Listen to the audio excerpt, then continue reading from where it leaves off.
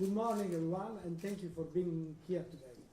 I thought it was important to meet with you all today as I'm approaching to the completion of my tenure as KFOR commander.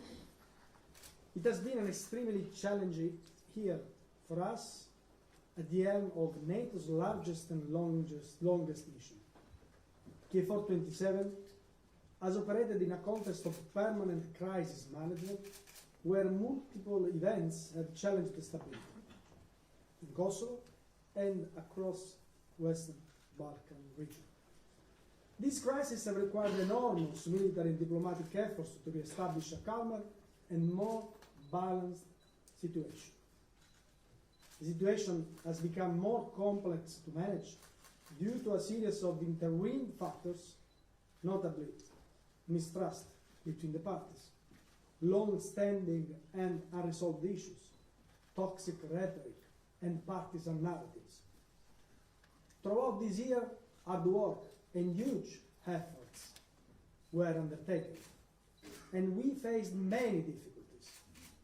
The license plate issue, the resignation of Kosovo-Serbia from the institutions in Kosovo, the organization of the municipal elections in northern Kosovo, the roadblocks, the expropriation issue, the utterly unjustified attacks against KFOR personnel on the 29th of May, the events in June, which involved 3 KP officers, and most recent violent attack on Kosovo police on the 24th of September are only few examples of this. All these events confirm that the situation remains volatile and can easily escalate. In light of recent developments, KFOR has increased its presence and activity in northern Kosovo, and the North Atlantic Council has authorized the deployment of additional forces to address the situation. The troops are drawn from NATO's strategic reserve for the Western Balkans. UK is deploying additional troops, and further reinforcement will soon follow from other allies, including Romania. These are prudent steps to ensure KFOR has the forces, capability, and flexibility necessary to fulfill its UN mandate to maintain a safe and secure environment and freedom of movement for all people living in Kosovo. Only a political solution can bring a lasting, irreversible peace and stability in the area. That is the reason why KFOR fully supports and continues to provide the necessary security framework to the EU-facilitated dialogue, aimed at normalizing the relations between Pristina and Belgrade. In this regard, I wanted to emphasize a concept that for me is fundamental and unquestionable. KFOR works to maintain a safe and secure environment and freedom of movement for all people in Kosovo, impartially and in line with its UN mandate. I also wanted to underline that KFOR mandate is clear and does not include law enforcement activities. These remain an exclusive prerogative of the Kosovo police, with whom ULEX and KFOR have developed coordination, acting as first, second, and third responders, respectively.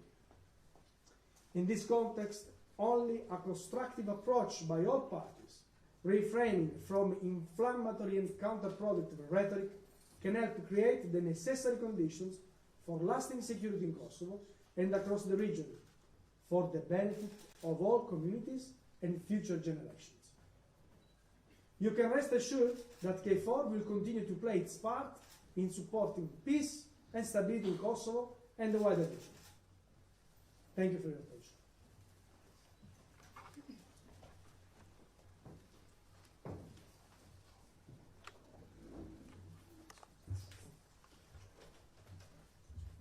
So now we can start the question and answer.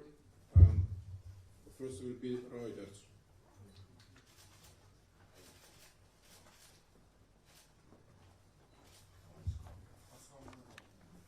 I want to ask, will the situation remain as it is now? Where do you see the dangers in the next days?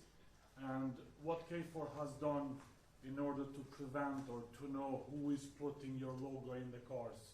Because we've seen some examples of some cars that were confiscated by police, and as we know, police cannot stop KFOR vehicles. Have you taken any measures on that? So, thank you for this question. This is not a question, 3 questions. Okay. So, let's start with the first part of the question. So, as you know, KFOR is fully, as I said before, fully committed to fulfill its mandate. And the situation now is more calm than it was a couple of days before, for sure. As it always happens after a crisis breaks out. The problem is that any time a crisis breaks out, and there is an enormous diplomatic and military effort in order to bring again the situation calmer and to stabilize, the balance which is achieved if the parties do not come back to the table of negotiation and do not find a common solution and do not negotiate for a political solution, I mean, this balance will become more fragile and volatile than the previous one. So we need both parties to come back to the table of negotiation. That's the reason why we fully support the EU facilitated dialogue supported by the US. So we fully believe on the importance of diplomatic efforts in order to solve the situation. As far as the event of the 24th of May is concerned, we are still working in order to understand what kind of equipment was confiscated by KP. We have the list because, of course, we are cooperating with the Kosovo police in this field, and we know also that there were some logs. There is an investigation still in place, and we took, as KFOR, all necessary measures to reduce the risk of what we call false flag attack. So all checks have been done. We have military police who is deployed here in KFOR and who fulfills its mandate, also checking all our vehicles and avoiding the risk of someone to use inappropriately our logos to be effective. So we take all necessary force protection measures in order to reduce the risk to avoid the inappropriate use of these logos. For sure. Thank you. RTK. Hello. Where are you? Mr. General, at the time of the Kosovo policeman arrest at the border by the Serbian police and army, you were in Belgrade in a meeting with the Serbian President Vučić. Where were you at the time of the terrorist attack in Banjska? I was working as always in my HQ, following very thoroughly the situation. Okay. And coordinating with all parties. I spent a lot of time. I was activated by your president. Okay. Kosovo Live. Hi. Because of the current situation, this KFOR may be considering building another base in the north of Kosovo, beside this one. Is that a possibility? We have all necessary facilities, and we are organized, manned, trained, and equipped. Also with the reinforcement we have been receiving from UK, from Romania, in order to face the current situation. So at the moment, we do not see the need to build new bases. You know that since 1999, KFOR is present here, and the level of force, in accordance also with the development of positive development situations, but the situation since 1999 decreased. So we are tailored to reach also the picture at that time. So there is no need to build new facilities, logistically speaking. Associated Press. Zana, so Serbia is insisting for KFOR to take over control in the northern municipalities. What is KFOR's stance regarding this request? And also recent events in Kosovo have sparked fears that KFOR NATO were too slow or hesitated to react. Does KFOR have a clear action plan in case the Serbian military or armed groups breach the border between the two countries? So we always have a plan. That's the reason why the situation from KFOR side was managed in the proper way. That's the reason why the 29th of May, the sacrifice of our people, we managed the situation in such a way that a lot of lives were saved, and we avoided a slaughter. That's the reason why we work in such a way to coordinate with everybody on the ground in order to avoid an escalation the 24th of September. We properly worked with our partners in order to plan and to execute all necessary actions to stabilize the situation. So we are always ready.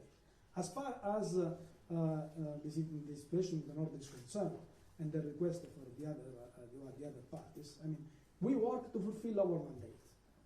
And as I mentioned before, we do not have in our mandate any tasks that are related with the law enforcement of rule of law. But we are ready to fulfill our mandate. Full stop. We plan, organize, execute actions in order to be consistent and to fulfill our mandate, which is regulated by the United Nations Security Council Resolution 1244.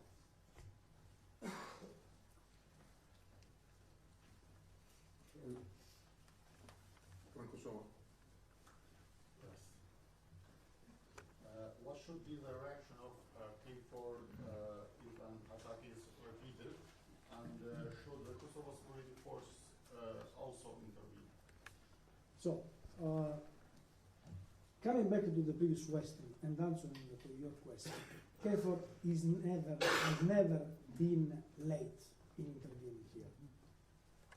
We thoroughly plan and we act when appropriately in accordance with our mandate.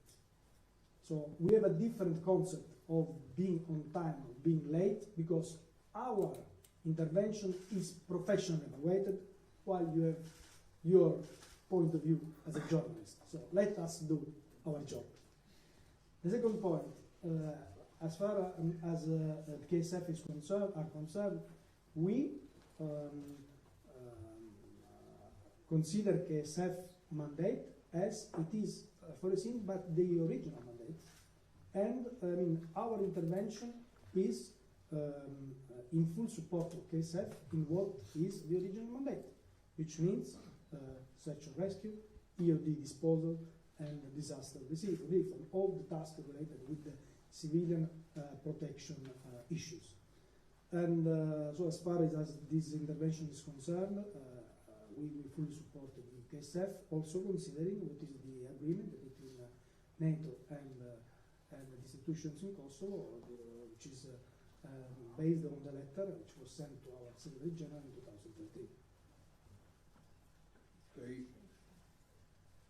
KTB. Where have you failed as a mission in the direction of protecting the border between Kosovo and Serbia, knowing your mandate, and knowing that around 5 million euros munition and around 90 armed men was present in Banjska in Zvečan, and dozen of illegals road was closed and identified from Kosovo police. What happened to them? Did you maybe take action to open them, knowing that it's considered that all that munition and armed Serbs were got to the Banjska using these illegal routes? An investigation is still in process about the Banjska, but sorry for the pronunciation, Banjska event. So it is too early to say from where these weapons were introduced in Kosovo. Anyway, we are present in northern Kosovo as well as along the ADL, and we act in accordance with our mandate without being tasked by other entities. We are only tasked by NATO, and we work in fully compliance with our mandate, which includes also, in accordance with the military technical agreement, the the activities that are carried out along the administrative boundary line.